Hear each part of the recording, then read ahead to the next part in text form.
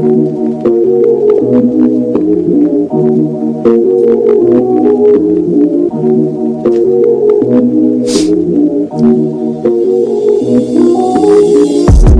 everybody, welcome to the Franchise Fluent Podcast, where we keep you fluent in franchising. I'm your host, Austin Titus, and I'm joined today by Andrew Titus yet again. What's going on, everyone? Good to be here, Austin. Awesome.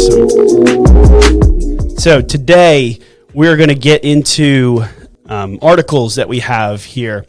As you guys know, I've said it a few times here, but we're going to do a few different types of shows here. We've only done the types of shows so far where we read off the headlines of articles and we kind of give our 2 cents there, but we are going to have some awesome interviews coming on here soon. Yep. And we're excited for that. We've got some franchisees and franchisors lined up to actually be on the show.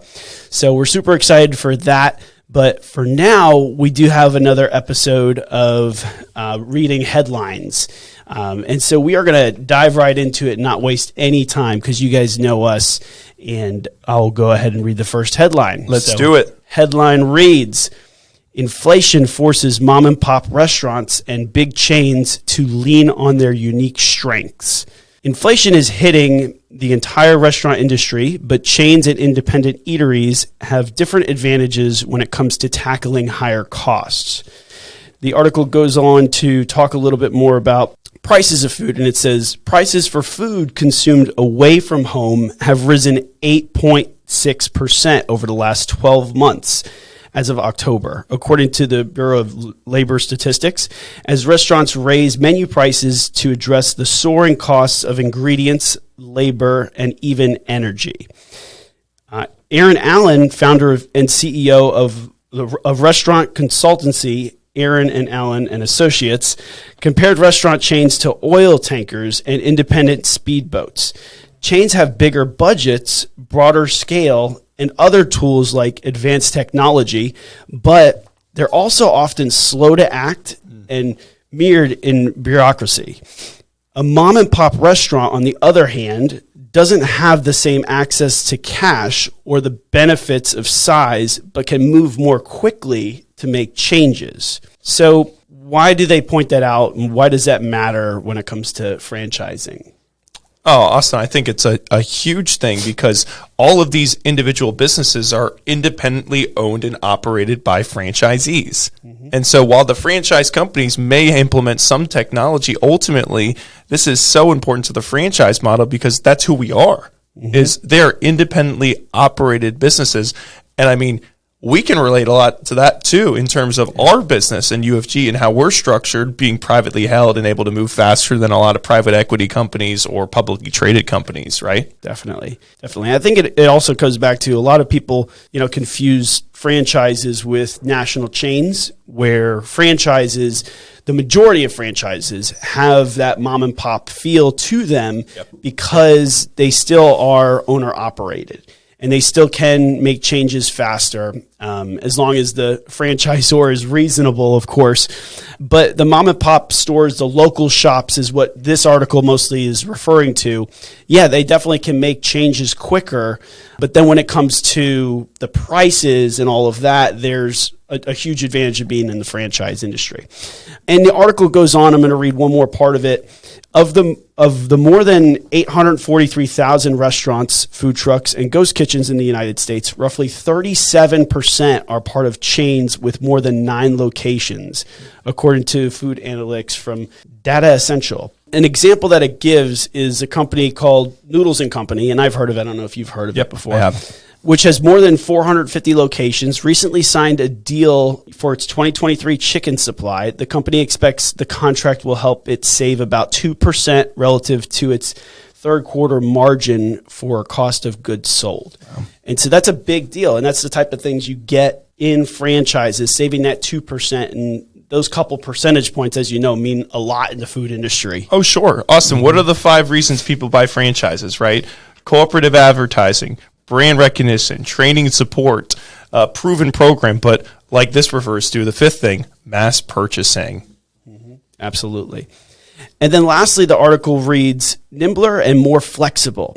On the other hand, independent restaurants have the advantage of speed. If a mom and pop notices much higher prices for a key ingredient in an entree, the restaurant can quickly change prices, slim down the portion size, or even remove the item from the menu. Now, what can franchise companies do to avoid kind of being in that other category and not being able to be more nimble sometimes and quick on their feet? Well, I think franchises, what they can do in terms of what you're saying, what they can do to avoid that. Yeah. To avoid. I think franchises can give their franchisees more flexibility and freedom. There's the non-negotiables. Mm-hmm. What are the non-negotiables? The logo's got to be red, or they can't sell pizza in a sign shop, as we say sometimes, right? What are the non-negotiables, but what are the other things that are not really non-negotiables, but just brand recognitions that maybe our franchisees can reinvent a better mousetrap for those types of things. So it's the franchisor determining what are the brand standards, what are the non-negotiables, and giving their franchisees flexibility in terms of the things that are negotiables ultimately. Mm-hmm. And I would also just add, to finish up that article, if you're a franchisee listening to this, don't just go in there and assume that the franchisor is going to come in and save you. Really, if food prices are affecting your business, you need to be proactive in reaching out to the franchisor, seeing what they're doing to help you with food costs. If there's some strategy that you can have in removing items or limiting items, make sure that you're still operating as that mom and pop business and making decisions that you can make. So, all right, moving on to the next article. This is a Forbes article from Pete First. Headline reads, 3 franchise industry trends and challenges to watch in 2023. So the first one that they post here, and I'm not going to read the whole article, is number 1, businesses with purpose are set to flourish. It talks about how, as of COVID-19, a lot of things have happened and people are looking to have a bigger purpose. And so how important is it for franchises to have a deeper purpose in their business? There's an example here. It's talking about a home senior care franchise, and their company exists to expand the reach of home care and make it more attainable for seniors and families nationwide. And so they have a mission behind their company. How important is it to have that deeper purpose, and why are people shopping for a deeper purpose? Well, I think, Austin, it depends on what the purpose is ultimately as well. But at the same time, I think it's very important because you have to know what your why is. What your why is. Why are you doing this business? Why are you doing it for your family? Are you doing it to get away from reporting to someone or the constant corporate ladder or corporate chain of command? What is your why ultimately for why you're doing it? But yes, companies need to have a purpose as well. Ultimately, what are you going to look back towards as an employee of this company, as a franchisee of this company? And can you relate to it? Is the purpose something that you can relate to as well? Not just something like in the sky, that not everyone can relate to, only certain people. Everyone needs to relate to the purpose. Yeah, absolutely. Your customer, yes, potential customer has to relate to your purpose. It goes on, number 2, companies are innovating to increase market share. And it reads, companies should seek ways to innovate their processes, rethink what the customer journey entails, and expand their offerings using the resources and skills already held within their network. And so innovating to increase market share. I think that, a good example of this is, a lot of companies that have changed what they've done during COVID, and a lot of them have stuck with it, not because of COVID still, but because of the convenience and the innovation that it caused us to do. Just like technology, people change because of technology, but then the technology also causes you to be more profitable or, be more efficient in your business. And so that's what I have to say on that. Well, I agree. And I think it's continually looking for those types of change to increase market share. So it's what is your company doing to evaluate itself regularly to find change? Mm-hmm. Are you reviewing the system? Is there a better mousetrap? Like I said earlier, what are the steps that your corporate leaders are taking place, or your franchisees for your own franchise business are taking to review your process and to increase your market share? Is there an evaluation process? Is there some sort of checklist in place? Yep. What are you doing? Absolutely. And number 3 is keep an eye out for market disruptors. And it gives a couple of good examples here. It says large players like CVS and Walmart, for example, have served as major market disruptors in the retail sector, healthcare, grocery, and many other lanes. They sell everything now. And to ensure your brand doesn't get lost in the shuffle of major moves made by large players in your field, set the stage by making bold moves within your own company. Market disruption is about breaking through the conventional industry positioning and showcasing how your brand is doing things differently.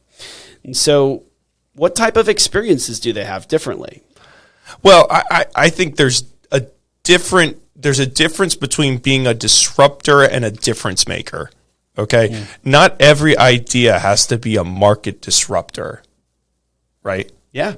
I think sometimes people try too hard to hit a home run and be that complete disruptor in the market instead of just tweaking and differentiating themselves from competition. So, there's going to be ideas that are market and huge plays that'll disrupt industry, but there usually aren't, right?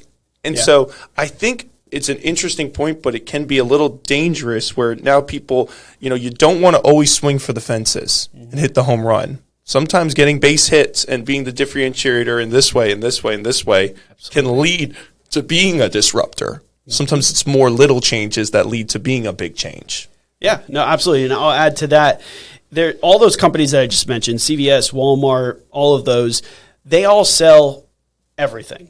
And every single item that they sell is also sold in other places. Yeah. And so there's a lot of other people that are selling certain products much better than places like Walmart or CVS sell it, and create a true meaning to why people would buy it elsewhere. Yep. There's a lot of other things that we can get into with this.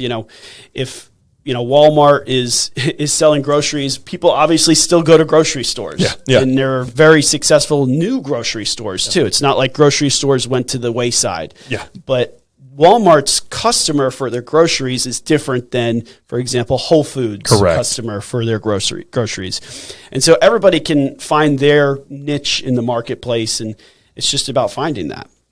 So, and then at the end of this article, I wanted to read this part. It has, what will 2023 hold for franchises? Keeping tabs on the market and anticipating the direction your industry is heading can be a difficult task. But through close observation of market trends and disruptors, you can position your brand to stay in front of these changes and set itself apart. By establishing and communicating a strong sense of purpose, seeking ways to expand your market share, and watching out for market disruptors, your franchise interests can prosper in 2023. And so I would 100% agree with all of those statements. Following those will help you be successful in 2023. Don't try to hit the home runs. We just went through a full week of strategic planning, and what do we do at the end of strategic planning? We go through either the 1 or 2 game changer ideas. Yep. We don't talk about game changer ideas or disruptor ideas the entire strategic planning, which is a huge mistake that a lot of people make. They go into strategic planning or planning for their business for the next year, and they come up with all these disruptive ideas. We maybe talk about 1 or 2 disruptive ideas, and most of the time we trash them both. Yeah. Sometimes we use the 1. Yeah. But yeah, that's what we get into. Agree. And our structure is right. We follow up and we put it together. We put it together and we meet and we pick the best of the best of the best. Ultimately, and some of them get put in the file for next year to review. Right now, maybe it's a disruptor idea, but it's not time for that year. So I guarantee you, there's disruptor ideas that we've presented this week that we'll probably use in 2026. Yep, agreed. And so sometimes it's not the right time or the right place to do it. So Going to go on to the next one. I'm not going to dive deep into this article at all, but we're just going to read the headline and have a conversation off of that. That is a very interesting one. Very interesting. Franchising and Private Equity, a match made in heaven. This one is by Jill Abrahamson. And so what do you have to say about private equity? Austin, that's very interesting right there. And I think it 100% depends on who the private equity is and their intentions and their goals. Ultimately, we have a very different opinion of that, being a part of a privately held business, a family-owned business, the sole owners in a lot of the companies, and joint ventures or majority owners in all of the companies as well. Yeah. And so I think private equity, there is opportunity for private equity depending on the industry, the brand, and the private equity company and what their intentions are. If it's to squeeze out and to take advantage of all the franchisees, we're not interested. If it's to increase the value and the benefit of the franchise system as a whole, we're interested in that ultimately. Yeah, it ultimately comes down to money, financials. Yeah. And money can do great things if it's used the right way. And so when private equity groups come in and they want to make a cash injection, a large cash injection to a company that has a lot of potential, and they're going to take it to the next level, change the lives of business owners all over the world, take the company up there, and that's a great thing. Yes. But you're right. There's a lot of scenarios where it's a kind of a buy to flip quickly type scenario. And we're seeing a lot of that in franchising. And so, if you're a franchisor, I would just be aware of that. Usually you want to pick the right partners. I wouldn't discourage any type of funding that you could get, of course, especially if it's to take your business to the next level, but definitely be hesitant on that type of stuff. Okay, last article. And this one is an entrepreneur article by Kim Cavan. And this is, obviously an opinionated article because the title is Thinking of Buying a Franchise. These four industries are flaming hot right now. Ordering eggs, working on your biceps, visiting theme parks, and finding a new job. What do these areas of life have in common? Here's the answer. They're all features of thriving franchise categories, and they're growing for the same reason. Business is excellent in the breakfast, fitness, recreation, and staffing/recruiting businesses. Each provides a form of stability for consumers and franchisees alike during turbulent and unpredictable times. So they mentioned a couple categories of franchises that are extremely hot right now, and I wouldn't doubt any of those. What franchise categories do you think are the hottest right now and maybe you see up and coming? Well, I definitely think food and business services are the two that I really lean towards. From our own experience, seeing our business services franchises have their best year they've ever had, and food brands have the best year they've ever had. But at the same time, I don't think there's any recession-proof industries or businesses or franchises. But it's, okay, what are the closest to that? You want to look for businesses that have repeat customers, repeat business, that are not all consumer. There's B2B and B2C at the same time and diversified in the customer selection. And then the third is, who is the company behind that franchise? Have they been through tough times? Have they seen good times and bad times? And finding those three things, checking those three boxes are how you put yourself as someone looking at a franchise, I think, in the best possible position to be successful. Absolutely. I think you just made a really good point. It's important if you are a franchisee or looking to become a franchisee to really consider that franchisor company and what they have been through, because no matter how good of a business owner you are as a franchisee, if that franchisor fails or they're not running their business the way they should be, or maybe they are running the business a great way, but they might not have experienced a recession or anything really bad, that could be a big deal for you. Yep. You could lose your business based off of that. And so definitely do your research on the franchisor. It mentioned a couple industries. I really do like the fitness industry as well, because, I think that is something that obviously people will be doing forever. The food business is great. People are always going to eat. And so fitness, food, I love the two industries, and business services, of course, because it hits home for me. And we've seen it through tough times. We've seen it through great times, and it seems to do really, really well through both of those. It does. So. It's finding those repeat customers. Who are the industries with high repeat business? Absolutely. All right. That's all we have today. Thank you for listening, everybody. If you haven't already, follow us on social media, Franchise Fluent. All the articles that we mentioned are going to be in the notes. So if you want to check those out, please do. Thanks, everybody. Thank you.